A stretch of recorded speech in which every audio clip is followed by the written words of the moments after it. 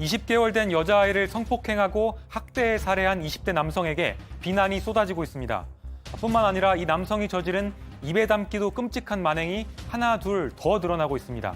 심지어 자신의 장모에게 음란한 문자까지 보낸 걸로 드러났습니다. 이 남성에 대한 공분이 커지면서 약물 치료를 해야 한다는 목소리도 커지고 있습니다. 쉽게 말해서 화학적 거세를 해버리란 말이죠. 우리나라에서도 2011년부터 화학적 거세 제도가 시행 중입니다. 그런데 누가 화학적 거세를 받았다는 소식은 별로 들어본 기억이 없으실 겁니다. 지난해까지 대상자가 49명에 불과하기 때문입니다. 1년에 500만 원이 넘게 든다는 비용 문제, 또 범죄자에게도 인권이 있다는 인권 침해 논란 때문에 매우 제한적으로 사용하고 있기 때문입니다. 가족 여러분들은 이 20대 남성이 화학적 거세를 받아야 한다고 생각하시나요? 그럼 그 결정은 누가 내리는 걸까요?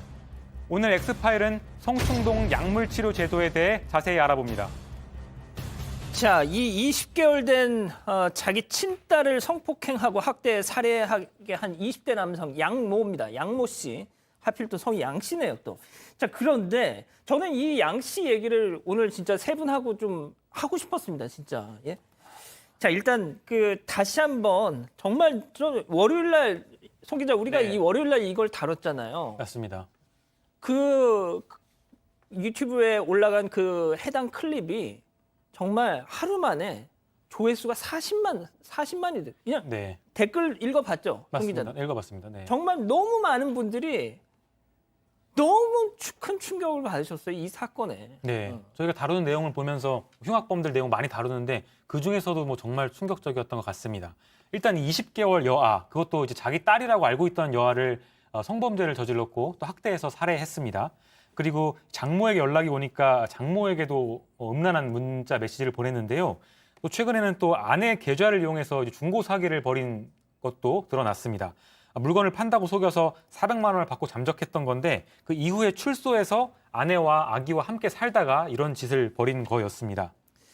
자, 교수님, 네. 좀 말씀 좀 해주세요. 이 인간 어떻게 해야 됩니까, 진짜? 일단 소아 성애에다가 아마 상당히 그 아내에 대해서도 가학적인 그런 성적인 행위를 했을 개연성이 굉장히 높아가지고 더군다나 이제 매우 부적절하게도 지금 장모에게도 음란 메시지를 지금 보냈다는 거잖아요. 그러니까 정말 여성을 성적인 대상 이상도 이하도 아닌 것으로 본다. 심지어 20개월짜리 어린애도. 그렇기 때문에 일단 인간의 모습을 하고 있지만 인간의 기본적인 어떤 도리와는 굉장히 연관성이 낮다 이런 얘긴데요. 그런데 문제는 이제 지금 화학적인 거세 얘기가 나오는데 상당 부분 약물 치료가 필요하다라는 데는 전 동의합니다. 비정상적인 성적인 어떤 각성이 어린애들에 대해서도 있는 경우에는 그러면 약물 치료가 필요해요. 그런데 이제 약물 치료로 그럼 이 사람의 이제 여성에 대한 포악함을 끝장을 볼 수 있느냐? 저는 그거는 아닐 수도 있다라는 생각이 있다는 거죠. 그렇군요. 자, 지금 우리가 지금은 이 시간에는 이 화학적 거세를 하냐 마냐 이 논의를 지금 전해드리고는 있지만 일부 지금 정치권에선 말이죠. 모 정당의 한 대선 주자는 이자에 대해서 내가 대통령이 되면 사형시키겠다. 지금 이런 얘기까지 지금 하고 있습니다. 자, 그런데 일단 화학적 거세로 다시 돌아오죠. 일단 그게 뭔지부터 좀 손 변호사님 설명해 주시죠. 네, 성폭력 범죄자의 성충동 약물치료에 관한 법률이 있습니다. 성충동 약물치료법이라고 줄여서 부르기도 하죠. 검사가 치료 명령을 청구하면 법원이 판단을 하는 거예요. 그래서 15년 내의 기간을 정해가지고 이런 이른바 화학적 거세, 법령에는 이런 표현은 없고요. 이런 치료 명령을 받도록 하는 겁니다. 약물치료를 하게 되는 건데 대상은 이래요. 소아 성기호증, 성적 가학증 등의 어떤 성적인 성벽이 있는 정신성적 장애인으로서 금고 이상의 형에 해당하는 성폭력 범죄를 지은 자. 그리고 또 여기에 더해서 의사가 이제 판단하는 거죠. 전문의가 판단해서 성적인 이상 습벽으로 인해서 자기 행동을 스스로 통제할 수 없다고 판명된 사람을 대상으로 합니다. 예. 그래서 주사를 통해서 약물을 투입하는 건데 이제 하위 법령을 통해서 보면은요, 우리나라에서는 현재 5가지 약물이 투입되고 있습니다. 근데 크게 보면은 2가지로 나눌 수 있어요. 하나는 성호르몬의 생성을 아예 억제 감소시키는 약물이 있고요. 또 성호르몬이 이제 수용체에 결합하는 거를 이제 억제시키는 약물이 또 하나가 있고 이런 약물들을 이제 법원의 판단 하에 강제로 몸에 투입하는 절차가 되겠습니다. 자, 양 변호사님, 그럼 그럼 쟤한테 저거 주입해 뭐 하지 마. 이걸 누가 결정하는 겁니까? 그 최종적인 결정권이 있는 건 법원이 맞아요. 재판부가 하는데 아까 손 변호사도 얘기한 것처럼 이제 검찰이 청구를 하는 겁니다. 1차적으로 결정은. 그리고 재판부도 이런 분야에 있어서는 판사가 전문가가 될 수는 없지 않습니까? 예. 정신건강의학과 전문의가 진단한 부분이 아주 결정적인 역할을 합니다. 정신건강 전문의의 역할을 지원을 받아들여서 법원이 보는 건 이제 얼마만큼의 중대한 범죄를 저질렀느냐. 예. 거기에 전문의가 이 사람은 지금 정상적인 어떤 판단할 수 있는 상황이 아닌 겁니다라고 그렇게 결정을 하면 시행을 하게 됩니다. 자, 교수님, 근데 지금 우리 가족 여러분들이 무슨 말씀하시냐면, 야, 무슨 화학적 것에 그럼 뭐 사람들이 했는지 안 했는지 어떻게 알아? 겉모습만 봐서. 차라리 그냥 물리적 거세를 해라. 지금 이런 얘기까지 하고 계세요. 어떻게 좀 생각하십니까? 근데 거세가 답인지를 한번 생각을 해보셔야 돼요. 앞서 말씀하신 것처럼. 네, 성범죄자들 중에 그 발기부전을 갖고 있는 사람 생각보다 많은 거 아세요? 정말입니까? 네, 남성 호르몬 때문에 성폭력을 하는 게 아닐 수도 있다는 얘기입니다. 자기보다 약한 사람을 이제 굴복시키고 그 위에 군림하고 이런 욕망 때문에 성폭행을 하는 사람들도 다수 있기 때문에 이게 단순히 남성 호르몬만의 문제가 절대 아니에요. 그리고는 또 한 가지 우리가 좀 근본적으로 생각해 봐야 되는 게 아까 그 루크린 나왔는데 그 지금 약물을 주사를 놓는다고 영원히 남성성이 박탈되는 거 아닙니다. 그렇기 때문에 약물을 끊는 즉시 맞습니다. 다시 남성성이 회복이 예, 됩니다. 그렇기 때문에 이 약물을 그럼 영원히 할 수 있느냐. 그랬다가는 신장과 간이 다 망가져요. 그렇기 때문에 지금 그래서 많이 못하는 겁니다, 이거를. 그렇기 때문에 더군다나 이거에 이제 동의 없이 주사제로 투약하는 게 이게 현실적으로 무지하게 어렵습니다. 막 이제 거부하는 경우에 이게 이제 약물 투약이 주사제로 가능할 거냐? 현실적으로 무지하게 어렵고요. 또 이제 본인의 의사에 반해가지고 이게 말이 치료인데 이거 치료할 수 있느냐? 그래도 되느냐? 알 수 없죠. 외국은 그래서 지금 이 약물을 동의를 받아가지고 대체 형벌의 형태로 너 징역형 갈래? 아니면은 약물로 보호관찰 받을래? 선택하게 만듭니다. 더 살래? 네, 그렇습니다. 그렇기 때문에 이제 그런 경우에 뭐 가석방의 조건으로 약물을 약을 먹겠다고 투약을 한다거나 그리고는 약물을 남성 호르몬 억제제를 쓰는 게 아니고요. 외국의 경우에는 여성 호르몬 촉진제 비슷한 걸 씁니다. MPA 처분이라는 걸 쓰는데 그건 여성 호르몬입니다. 프로게스테론계의 그 약물을 쓰거든요. 그렇기 때문에 약간은 지금 차이가 있다. 집행하기 무지하게 어렵게 만들어놨다. 그것은 확실해 보입니다. 네. 자, 송 기자, 지금 앞서 뭐 비용 문제도 얘기를 했잖아요. 이게 1년 한 번 주사하는데 수백만 원이 든다면서요, 또? 네, 그렇게 알려져 있습니다. 그동안 검찰과 법원이 좀 소극적으로 판단한 게 이유가 있던 건데요.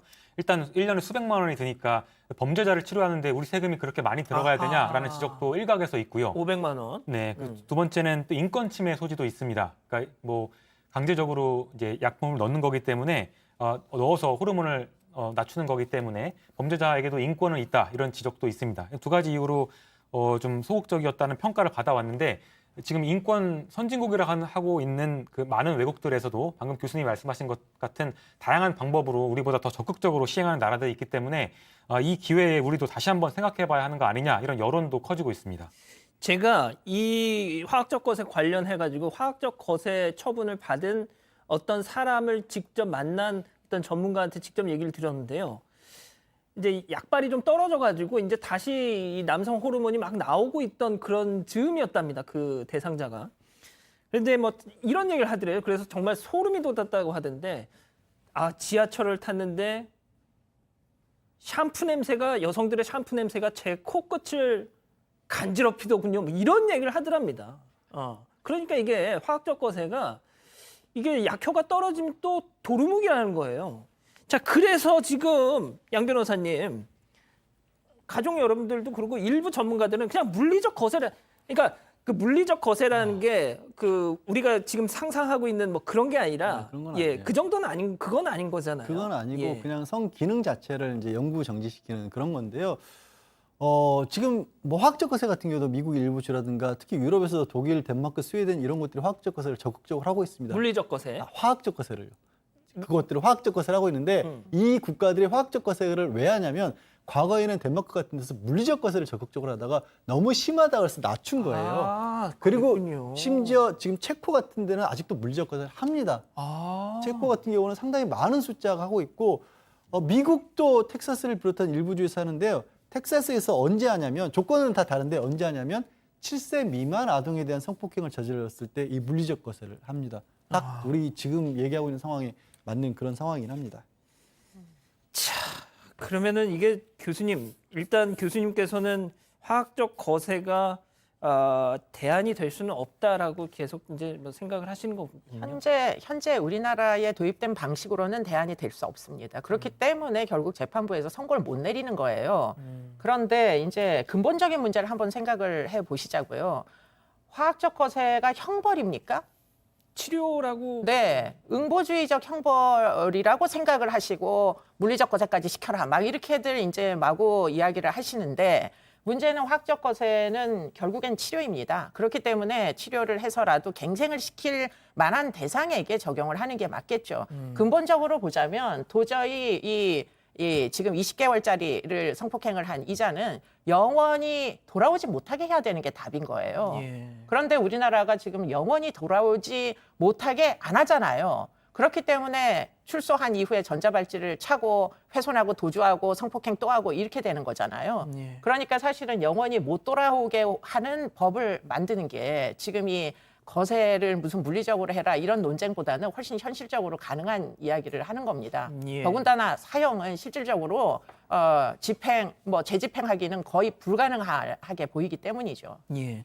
손 변호사님 뭐 마지막으로 정리해 주실 말씀 있으실까요? 지금 교수님 말씀은 뭐 사형이 아니라면은 이제 가석방 없는 이른바 말 그대로 종신형을 도입하는 것도 방법이 아니겠냐라는 취지로 좀 해석이 되고 아까 그 비용 얘기했잖아요. 예. 이거 비용 뭐 국고에서 많이 들어가긴 합니다만 법령을 보면 원칙은 이 치료 대상자가 부담하는 게 맞아요. 그렇게 진짜요? 되어 있어요. 그런데 다만 생계가 곤란하고 이 비용을 부담할 수 없는 경우에 한해서 예외적으로 정부가 부담하게 되는 건데 실질적으로는 정부가 부담하는 경우가 많겠죠. 왜냐하면 이런 상황에 놓였는데 뭐 재산이 많거나 뭐 풍족하거나 그럴 가능성은 사실 뭐 많지는 않잖아요. 그런 예, 가능성은. 예, 예. 그래서 이런 부분도 문제가 되는 것이고 또 2015년에 헌법재판소가 판단했습니다. 이거 위헌이냐 합헌이냐. 합헌이라고 판단했어요. 근데 그때도 이거 위헌 아니냐라고 했던 사람이 5살짜리, 6살짜리 강제 추행해가지고 이런 상황에 처한 사람이거든요.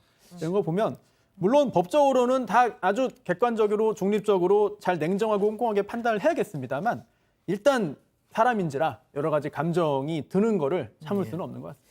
알겠습니다. 자, 뭐 할 얘기는 많지만 일단 이 정도로 정리하고요.